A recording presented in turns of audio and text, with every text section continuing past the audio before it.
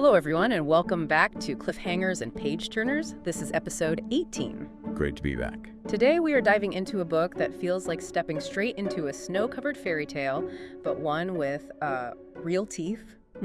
We're talking about Katherine Arden's The Bear and the Nightingale. Oh, I loved this one. It's got the perfect blend of folklore, history, and just atmospheric writing. Yeah. Really pulls you in. It really does. So for anyone who hasn't read it yet or maybe wants a refresher, our plan today is to unpack this story.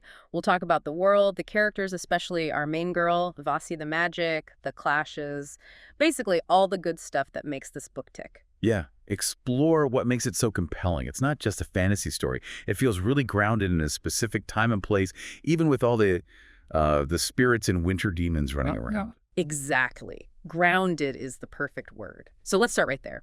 In the heart of Northern Russes, Arden just throws you right into it, doesn't she? This bleak, late winter setting in Northern Russes.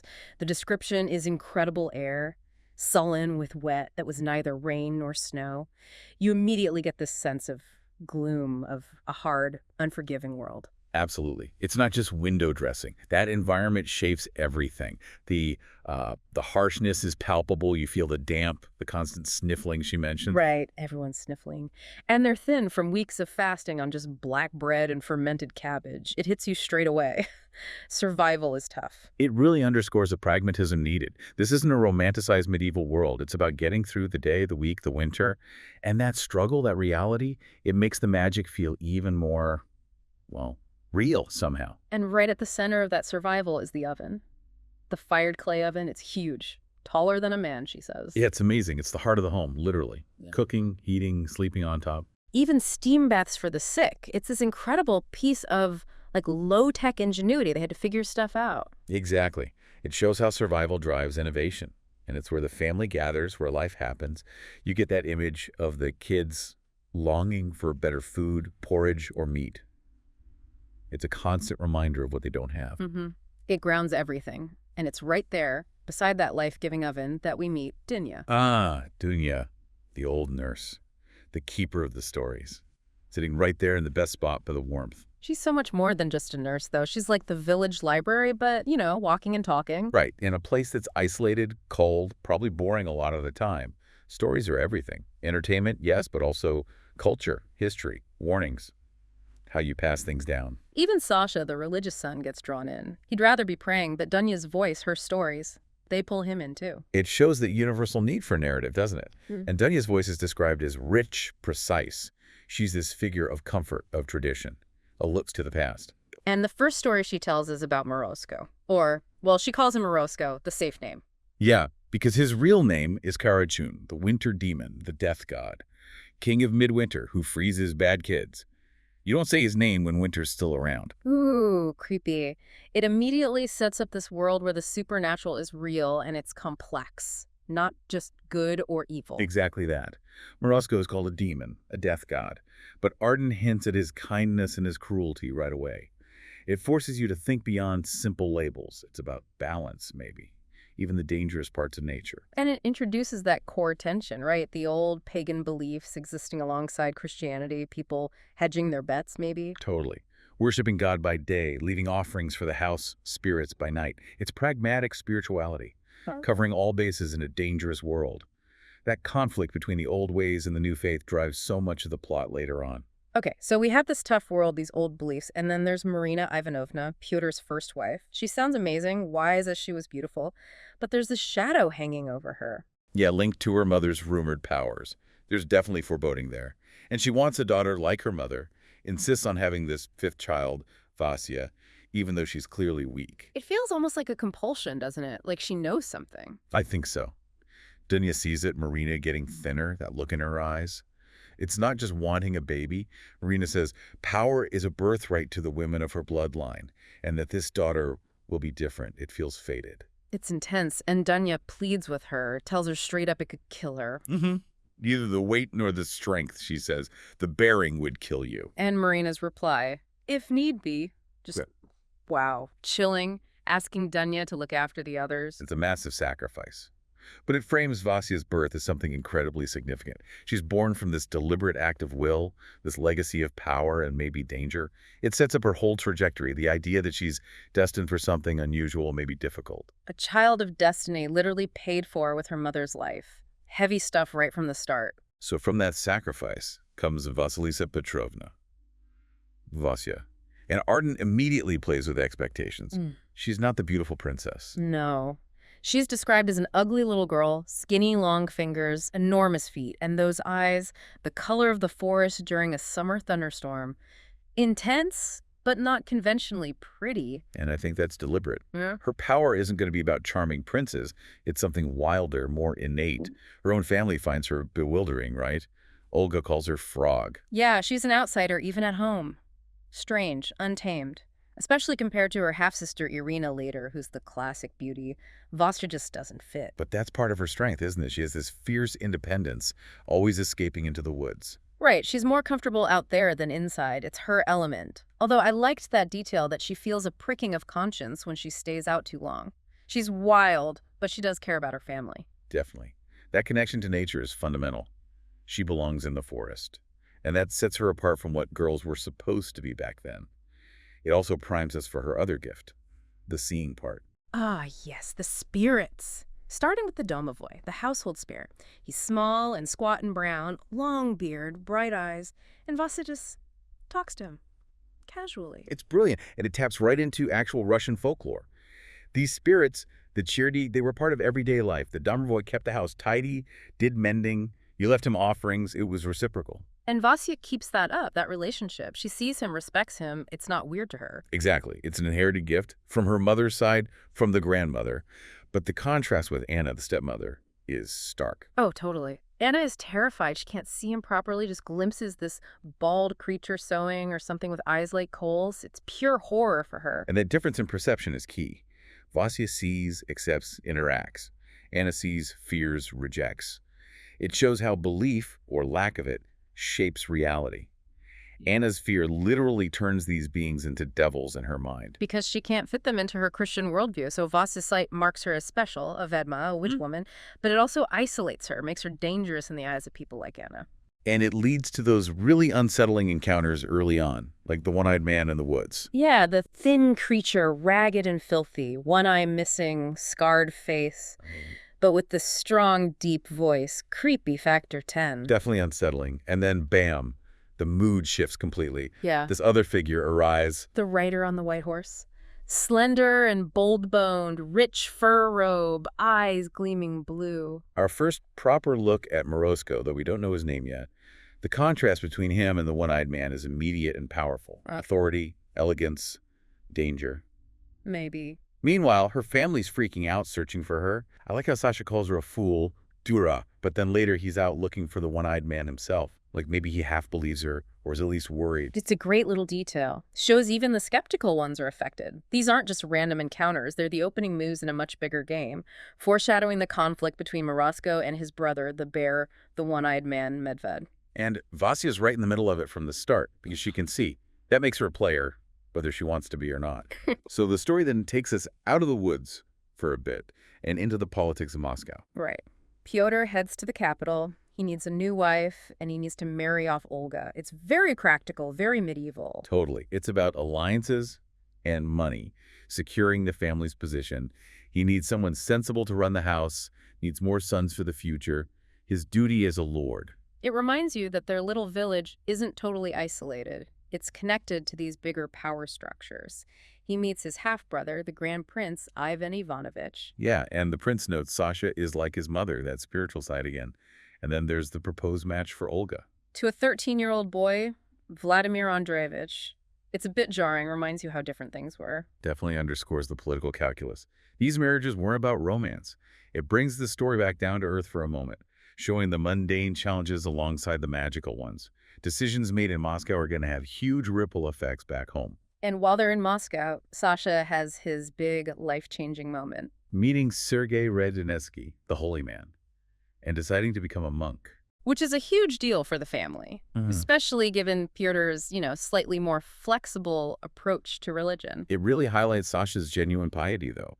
He's critical of the wealthy Moscow priests. He wants something more authentic. It's not just an escape. It feels like a true calling. And Pyotr agrees surprisingly quickly with conditions. Maybe he sees it's inevitable, or respects the decision. Perhaps. And Sasha links it to duty, too, needing to serve the prince, his cousin Dmitri. So it's personal faith mixed with family obligation. But it definitely draws a line in the sand, doesn't it? Sasha embracing the formal church orthodoxy puts him on a collision course ideologically with Vasya and the old ways. The conflict is brewing right there within the family. And speaking of conflict, enter Anna Ivanovna, Pyotr's new bride. The Grand Prince's daughter, described by her dad as yielding as a dove, which turns out to be not the whole story. Not even close. She's secretly tormented by visions of demons. All the time. Her piety isn't just devotion, it's driven by intense fear. That scene about the bathhouse, she can't go because of a little pot-bellied devil grinning at her through the steam. It's terrifying, but also makes her piety seem almost like a desperate shield. Exactly. The church is the only place she feels safe, where the demons don't haunt her. She desperately wanted to go to a convent, not get married off to some wild lord in the haunted northern forest. You really feel for her. She represents that suppression of the old ways taken to an extreme. She can't just ignore the charity or make offerings. She sees them as purely evil, terrifying figures because of her strict religious upbringing. It makes her so vulnerable. Terribly vulnerable. Her fear makes her blind to their true nature, and that blindness is going to be exploited later on. It's tragic, really. And just as Pyotr's about to leave Moscow, one more encounter. The mysterious stranger from the market. Morosko again. Though Pyotr doesn't know who he is. But he inspires awe, even among the boyars. He has this incredible presence. And the power dynamics are insane. He stops that thief with barely a gesture, then turns that cool humor on Pyotr. And delivers that chilling promise. You are marked. You are mine. And one day I shall touch you again. You will die. Wow. Just lays claim to him. Total supernatural authority. Then comes the deal. A service for Kolya's life. Pyotr has to give this jewel. Describe it again. It's beautiful. A single jewel of a brilliant silver blue, nestled in tangle of pale metal, like a star or a snowflake, on a delicate chain. Gorgeous. And he has to give it specifically to Vasya, his younger daughter, and swear never to tell anyone about the meeting. Plus, Morosko wipes the memory of Pyotr's men. Only Pyotr remembers. It's just mind-bending power. This gift, the talisman, it's Morosko directly intervening, recognizing Vasya's uniqueness, marking her, protecting her maybe, putting a piece on the board for the coming conflict. Pyotr has no idea what he's carrying or who he gave it to in the grand scheme of things. It ties Vasya to Morosko's fate, irrevocably, even though she doesn't know it yet. Okay, so Pyotr brings Anna and the weight of Moscow back to the north. And then another key figure arrives, Father Konstantin Nikhanovich. The new priest. Young, handsome, terrible beauty is the phrase, which is interesting. Very pious, amazing voice, sent by the Metropolitan himself. And he arrives with a mission. He is the embodiment of zealous, uncompromising Christianity. He wasn't keen on leaving Moscow. He liked painting his icons. For the glory of God, right? Right. But he sees this assignment as a calling, to minister to poor lost souls in the wilderness. His language already shows his perspective. He thinks the place is infested with demons, the Sierdi. He sees their blended faith, God by day, spirits by night, as fundamentally wrong base. He's looking for a fight. A battle indeed, a battle for mastery of the souls of men and women. That's how he frames it. It's a spiritual crusade for him, not gentle persuasion. And poor Anna becomes his immediate focus, or rather, her fear does. Her terror gets worse in the north. The devils are staring at her now. Which, of course, Konstantin sees as proof. Proof of the demonic infestation he came to fight. It just confirms his mission entirely. His solution: rites of the church and much prayer. Anna clings to him, begs him, make it go away. She's completely dependent on his authority. And the sermons. They're powerful, manipulative even. That first one, dropping his voice low, making them strain, then roaring about repentance and hellfire. You will burn! You see the fear ripple through the villagers. But Vasya, she's just watching, thinking their own devils were sort of human in their way. Why would God be mad about leaving bread for the domovoi? That contrast is everything. Konstantin uses fear as a weapon, driving this wedge between the people and their old traditions, their spirit guardians. And in doing so, he's unknowingly weakening the very protections the village relied on. He's dismantling their world, thinking he's saving them. Precisely. But Vasya refuses to bend. She keeps talking to the spirits. The Rusalka in the river, the Leshy in the woods, the Vasila in the stables.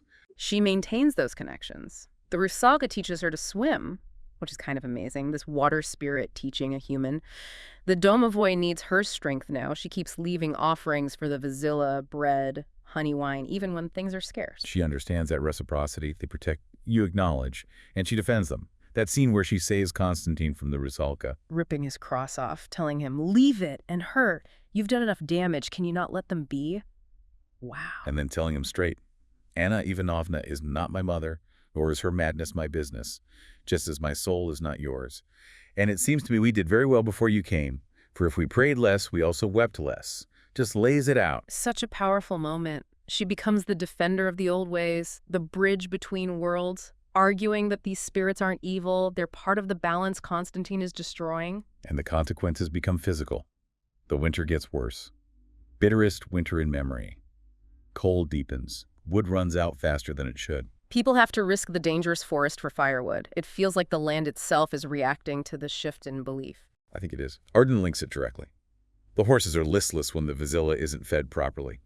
The firewood burns too fast. The protection is fading. The land is becoming vulnerable. And then the deaths start. Not from cold, but something else. Those paw prints near Daniel's bones. A predator that kills a deer but doesn't eat the meat. Yeah, that's not natural. Not wolves. Pyotr's men are scared. Scared of demons, scared for their homes. The fear Constantine sowed is now bearing bitter fruit. It feels like the old eater, Medved the bear, is stirring. Feeding on that fear, growing stronger as the old spirits weaken. The less people believe, the more dangerous the world becomes. Things really start to spiral now. Vasia's having nightmares about the one-eyed man, Medved. She even sees this pale, icy-eyed figure pass through her room just before Timofey, another boy, dies. They're not just dreams anymore. They're visions, warnings. The village is terrified. More deaths. People are huddling together in fewer houses, trying to find safety in numbers. But that just concentrates the fear, probably makes it worse. Constantine, predictably, blames it on God's wrath. But Vasia knows better. She senses the real source. And then she has that crucial encounter with Morosco in the woods, the frost demon. Where he tells her flat out, it is not my frost you should fear. It is the fires. The storm is coming. If your people are afraid, then they are lost. He names the enemy his brother and identifies the real danger, fear itself. Courage is the only defense. It makes Medved seem like this entity that literally feeds on fear. The more afraid they are, the stronger he gets. Exactly. He's the embodiment of that consequence of lost faith, of broken traditions. He fills the vacuum left by the fading charity. Meanwhile, Dunya is fading too, but before she goes, she has that dream. More than a dream. Morosco comes to her, tells her his brother is waking, and that Vasia must have the jewel. The talisman. Dunya's had it all this time. Yes. Pyotr must have given it to her for safekeeping. She thought it was too great a burden for a child. Her practical side won out. But now Morosco makes it clear. Vasia needs it. Urgently. Dunya feels it too, Ray. Her bones shaking, the jewel feeling like icy flame in her pocket. She understands the power now. And the warning Morosco gives her is specific and terrifying. She will die in the dark. He knows what she is. He will slay her if he can, and take her for his own. Medved has targeted Vasia specifically because she saw him, because she has that power. So the jewel isn't just a trinket, it's vital protection. Linked to Morosco, linked to her survival against Medved. Dunya finally gives it to her, right? Just before. Yes, a final act of passing on the responsibility of the legacy. God, it's tense. And just as things couldn't get worse, Anna and Constantine hatched their plan. The convent ultimatum. Framed as saving Vasia's soul, protecting Irina. But really, it's banishment. Getting rid of the problem. She's already under so much pressure. Pyotr tried to marry her off. The villagers whisper, witch. This is the final push. And Anna's demand. A basket of snowdrops in the dead of winter. An impossible, cruel task designed to fail, to prove Vasia's connection to the unnatural. Vasia's reaction says it all. Anna Ivanovna, it is midwinter. The sheer absurdity and malice of it. And Constantine just stands there, later admitting he listened to the devil, Medved, presumably whispering to get Vasia away. Shows how twisted his piety has become, how blind he is. It's the breaking point for Vasia. She has to choose. The convent or something else. The impossible quest. The harshness of the forest over the suffocation of the convent. It's a desperate gamble, but it's her choice. She flees into the night looking for snowdrops. The description of her freezing. Her bones would splinter like frost-killed branches. It's brutal, but that's when she finds Morosco. Or he finds her. And this time he reveals himself more fully. The man with dark hair, pale skin, blue eyes. I come with the snow when men are dying. He names himself, acknowledges his nature. And his touch. It's painful, like ice forming in her blood, but it feels like an initiation, testing her. I think so. Testing her courage. And her defiance shines through. She'd rather freeze in a snowbank than go to a convent. That seals it. This journey isn't just about escaping. It's about her fully stepping into her power, her connection to him, to the ancient world.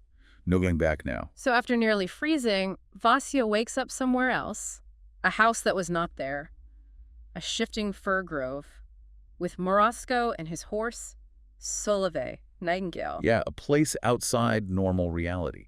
And this is where Morosco really starts teaching her, explaining magic itself, forgetting that something ever was other than as you willed it, which is a fascinating concept, belief shaping reality. And he tells her about Medved, his brother, the shadow on the snow, the shadow that eats. He wasn't always like this, apparently. No, which makes it sadder. But now he's this force of destruction. Morosco explains how he can be beaten trickery, strength, but crucially, Medved needs lives, and especially the fear of the dead to fuel his power. And then the key line, the lives of those who can see him are the strongest of all, pointing right at Vasya. Her sight is her weapon. Exactly. And Morosco says he can bind Medved, but only at midwinter, when he's strongest. It clarifies the stakes, Vasya's role, the importance of the timing, and the talisman, its old, frail magic, but still a necessary protection. She finally understands her place in this ancient war. She has the knowledge, the tool, the ally. Now, the confrontation, and it's Constantine who triggers it. Tragically, yes. Completely manipulated by Medved, thinking he's following God's will, he leads Anna to that old oak tree in the forest. Believing it's some holy site. But it's a trap. The snowdrops blooming there, unnaturally. It's a lure. A total perversion of life, Yeah. orchestrated by Medved. And Constantine's confession there that he wanted Vasya gone, that he listened to the devil, it's heartbreaking. His faith became his downfall, blinding him completely. And Anna finally sees the devil she feared face to face. Medved, her terror must have been unimaginable. The aftermath is chilling. The fake snowdrops die instantly. The oak is scarred. And suddenly the village is visible again, close by. The illusion is broken. That whole clearing was like a battleground between fear and suppression on one side and the old magic and Vasya on the other. Absolutely. A symbolic clash played out physically. And it leads straight into the main event, Morosco versus Medved. With Vasya and Alyosha caught right in the middle, even the spirits take sides. Some with Morosco, some pulled to Medved's darkness, like the Bolotnik and the Rusalka. It's chaos. And the sacrifices are brutal. Anna is killed by an upper, one of Medved's pawns, her blood feeding him. And Dunya appearing as an upper, tormented, used by Medved against Vasya. That's horrible. It's incredibly cruel. Yeah. But Vasya's response? Cutting her own wrist, offering her blood to Dunya, to the allied spirits, a raw, powerful act of connection and sacrifice, using her life force to fight back. And then Pyotr, his final act. Not driven by fear or dogma, but pure love for his children. Throwing himself at Medved. A completely selfless act. And Medved's reaction, my life is nothing, I am not afraid, just highlights his emptiness, his inability to understand love or sacrifice. Such a contrast. The whole battle is just intense, highlighting courage, loyalty, love against pure malice and fear, showing that small acts of love can matter, even against overwhelming darkness. After all that, the silence must have been deafening. Pyotr and Anna buried together. The village slowly starts to heal, the air clears, the sun comes out. But the cost. Yeah, the miasma of death lifts, but the grief is immense, especially for Vasya. Losing Dunya, losing her father. And she's still the outsider. Even after saving them, the whispers continue. Wait, she's a demon child. They're still afraid, still don't understand her or what she did. Even Alyosha, who supports her, you are my sister, our mother's daughter, tells her to stay out of the village for her own safety. That's gotta hurt. It solidifies her isolation. And that detail about the snowdrops dying after Medved is gone confirms they were unnatural, part of his destructive illusion. The world is returning to balance, but Vasya's place in it is uncertain. Which forces her to make a choice. We see her at her father's grave, talking to Morosco. She's grieving, angry maybe, asking him, why did my father die? And Morosco doesn't offer easy comfort. He says it was Pyotr's choice, his privilege. He died for you, affirming the power of that sacrifice. And he reveals the clearing, the oak, drew Pyotr there, knew his sacrifice was needed, like the land itself played a part. It gives Vasya a grim kind of understanding, maybe, the weight of it all, and it leads to her final decision. I cannot stay here. Just point blank. She rejects the options available, marriage, Convent. Utterly. She chooses her own path. To wander with Solovi, that magical horse, a god's child to ride. She embraces being the witch woman. And she refuses to take anything more from Roscoe. She's independent now. She'll find her own way. It's such a powerful ending for her arc. Choosing freedom, choosing her own unique destiny, not defined by society or even by the powerful spirits she knows. She decides to fight for the world, but on her own terms, out in the wild places. A free agent. What a story. From that first chilly scene in the kitchen to Vasya riding off on Solovi. It covers so much ground. Folklore, faith, family, finding yourself. Arden really weaves it all together. She really does. It shows that clash between old and new, seen and unseen, in such a human way. Yeah. And it reminds you how courage isn't just fighting monsters, but being true to yourself, especially when the world doesn't get it. So thinking about Vasya's journey, it leaves you wondering, doesn't it? In our own lives, when different beliefs or ways of seeing the world collide, what really guides us? Is it sticking to dogma? Is it defying expectations? Or is it tapping into some kind of deeper, maybe hidden understanding of things? That's a great question to ponder. We really hope exploring The Bear and the Nightingale with us today gave you some new things to think about, maybe saw the story in a different light. Absolutely. Thanks so much for tuning in to Cliffhangers and Page Turners. If you enjoyed our chat, please do like, comment, share, all that good stuff. And definitely subscribe so you don't miss our future episodes. And join us next week. We'll be tackling Kristin Hannah's The Women. Should be another great discussion. Looking forward to it. Until then, happy reading, everyone.